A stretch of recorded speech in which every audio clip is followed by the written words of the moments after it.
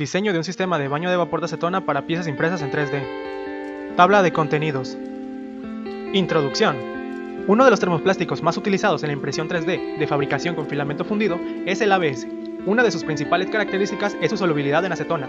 Cuando una pieza de ABS se sumerge en acetona, primero se ablanda y luego se disuelve. Lógicamente, el proceso comienza por la superficie de la pieza, que está en contacto directo con el líquido. En el caso de las piezas de ABS impresas en 3D, las primeras áreas en ser golpeadas serían las áreas exteriores de las capas impresas, que es exactamente donde se notan las líneas de impresión conocidas como stepping. En general, la acetona se utiliza en proyectos con piezas de ABS donde da resultados muy superiores a comparación con otros solventes. Aunque se necesitan variables que pueden controlarse fácilmente, los resultados a menudo no son los esperados porque estas variables a veces no se controlan con precisión. El propósito de este trabajo es crear un dispositivo capaz de ser controlado automáticamente para darnos el acabado deseado en las piezas impresas a un costo de fabricación relativamente bajo en comparación con las propuestas del mercado. 2. Objetivos. Objetivo general. Realizar el diseño y la integración de un sistema de baño de vapor de acetona de bajo costo para piezas impresas en 3D. Objetivos específicos.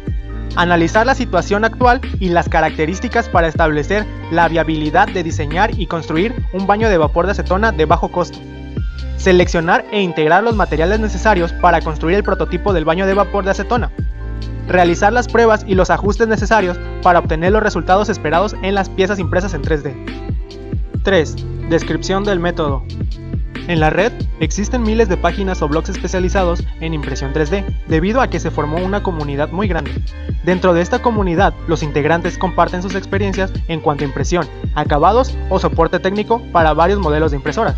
Principalmente, en la parte de los acabados, hay mucha discusión acerca de la mejor manera de darle un buen acabado con distintos solventes, de los cuales la mayoría coinciden en que el vapor de acetona es la mejor opción debido a las propiedades químicas de ambos componentes, o sea, el plástico ABS y la acetona. Además de que su uso es seguro a comparación de la mayoría de solventes, pero las formas para darle este tratamiento varían debido a los tiempos y resultados esperados. Por ello, se han investigado los principales métodos de obtención de vapor de acetona, desde el más simple hasta el más complicado. Para llevar a cabo este proyecto pasamos por 3 etapas, las cuales fueron: 1. Cámara de vapor de acetona a temperatura ambiente. 2. Cámara de vapor de acetona con calor inducido. Y 3. Cámara de vapor de acetona con humidificador ultrasónico. Se fue pasando de fase al ir encontrando limitantes en cada una de ellas, ya sea en los resultados o por la cantidad de elementos necesarios para llevar a cabo la tarea. Para las 3 fases de la investigación se ocuparon distintos materiales, pero siempre buscando reutilizarlos para no generar un gasto sin justificación. Cámara de vapor de acetona a temperatura ambiente. Respecto a la cámara de vapor de acetona a temperatura ambiente, solo se requirió un contenedor de plástico resistente a la acetona, una plataforma para que la pieza no tuviera contacto directo con el químico y, claro, una pieza impresa ABS para documentar los resultados obtenidos. Como su nombre lo menciona, esta prueba fue realizada a temperatura ambiente. Simple y sencillamente se colocó el recipiente cerca de una ventana para que estuviera cerca de la luz solar y así se pudiera acelerar un poco el proceso de evaporación de la acetona. La estructura resultante para la cámara de vapor de acetona a temperatura ambiente es muy simple como se muestra en las imágenes. Podemos observar el diagrama de bloques de la cámara de vapor a temperatura ambiente, iniciando por el usuario ingresando la pieza 3D a tratar a la cámara de vapor, donde ella recibe la luz solar y la temperatura ambiente y nos da como resultado la pieza 3D con tratamiento. Cámara de vapor de acetona con inducción de calor. Para la prueba de la cámara de vapor de acetona con inducción de calor se añadieron una parrilla, mangueras de hule látex, esas que normalmente se ocupan en los laboratorios de química básica, ya que el material es resistente a la acción química de la acetona, una lata y un compresor de nebulizador. En esta versión se añadieron además los sensores de temperatura y concentración de acetona. Se eligió el sensor de temperatura DS18B20, compatible con Arduino, y el módulo MQ138, sensor de vapores orgánicos y acetona Winsen, también compatible con Arduino. Este es el diagrama de bloques de la cámara de vapor con inducción de calor. Cámara de vapor de acetona con humidificador ultrasónico.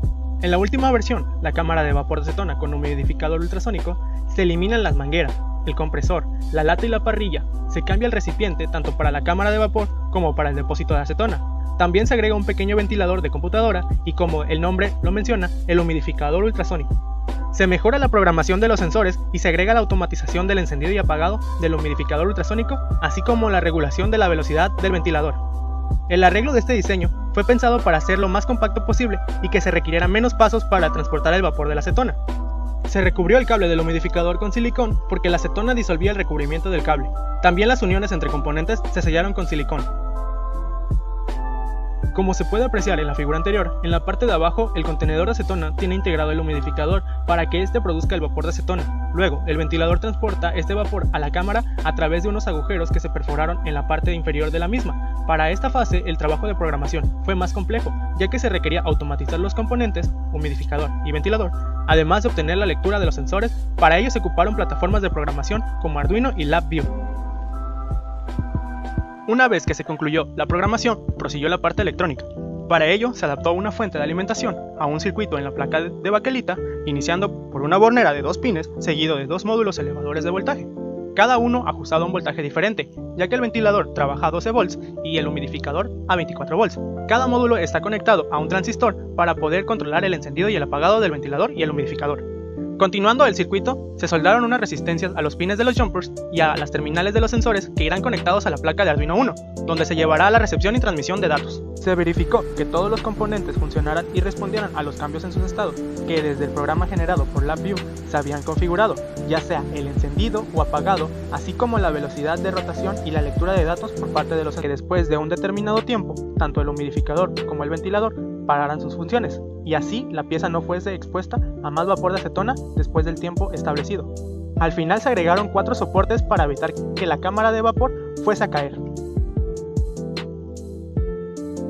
En el programa de Arduino se inicia con la ejecución de las librerías OneWire, Dallas Temperature, que es con las que trabajan los sensores, el de temperatura y el de concentración. Además, tenemos las constantes de entrada, que es del humidificador, ventilador, de la división de reloj, etc. También las salidas, que son los datos que nosotros recibimos de los sensores, como la temperatura y la concentración. Al inicio del programa de LabVIEW, en su diagrama de bloques, tenemos que se asigna un valor a cada una de las variables. Por ejemplo, el humidificador y los 2 sensores, el de temperatura y el de concentración de acetona. En el programa en LabVIEW tenemos 2 ciclos, uno que es el ciclo productor, que es el que detecta los eventos en pantalla, así como los datos que nosotros ingresamos, como la velocidad del ventilador, el inicio, el apagado del humidificador, cuando iniciamos con el timer o cuando paramos por completo el programa.